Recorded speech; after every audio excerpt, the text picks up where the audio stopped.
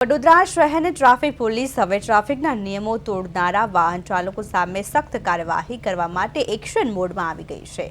શહેરના માર્ગો પર વધતા અકસ્માતો અને ટ્રાફિકની સમસ્યાઓને જોતા પોલીસ દ્વારા એક ખાસ ઝુંબેશ શરૂ કરવામાં આવી છે, જે અંતર્ગત જો કોઈ પણ વાહન ચાલક રેડ સિગ્નલ તોડશે તો તેને પોલીસ દ્વારા સ્થળ પર જ રોકીને ₹500નો મેમો આપવામાં આવશે। વડોદરાવાસીઓને અપીલ કરવામાં આવી છે કે તેઓ ટ્રાફિકના નિયમોનું સખ્ત પાલન કરે અને સુરક્ષિત રીતે ડ્રાઇવિંગ કરે। શહેરમાં 72 જેટલા જંકશનો પર છે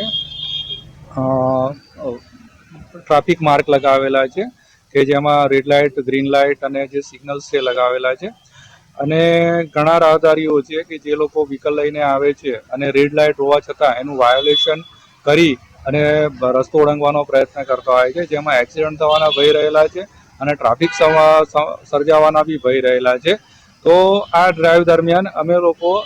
જે રેડ લાઇટ વાયોલેશન છે એ લોકો ના કરે એની એક સમજાવટ કરી રહ્યા છે અને જે લોકો છે તેમ છતાં પણ રેડ લાઇટનું વાયોલેશન કરી રહ્યા છો તો તેના વિરુદ્ધ ચલાન જનરેટ કરી અને દંડાત્મક કાર્યવાહી કરી રહ્યા છે।